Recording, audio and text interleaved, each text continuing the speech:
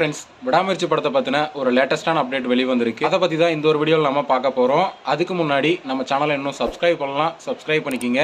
வாங்க வீடியோக்குள்ளே போகலாம். விடாமுயற்சி படத்தோட ஃபைனல் ஷெட்யூல் மட்டும்தான் இப்போதைக்கு பேலன்ஸ் இருக்குது. ஸோ அந்த படத்தோட ஷூட்டிங் பார்த்தீங்கன்னா May 25th ஸ்டார்ட் பண்ண போகிறாங்க அப்படிங்கிற மாதிரி சொல்லப்படுது. இந்த ஒரு ஃபைனல் ஷெட்யூலை ஐசர்பைஜானில் தான் எடுக்க போகிறாங்க. ஸோ இதுக்காக May 25th அன்னைக்கு படக்குழு ஐசர்பைஜான் போக போகிறாங்க. இந்த ஒரு ஷெட்யூலில் ஏகே அவர்களோட சேர்ந்து த்ரிஷா, ஆக்ஷன் கிங் அர்ஜுன், ஆரவ் இவங்க சம்மந்தப்பட்ட காட்சிகளை தான் படமாக்க போகிறாங்க அப்படிங்கிற மாதிரி சொல்லப்படுது.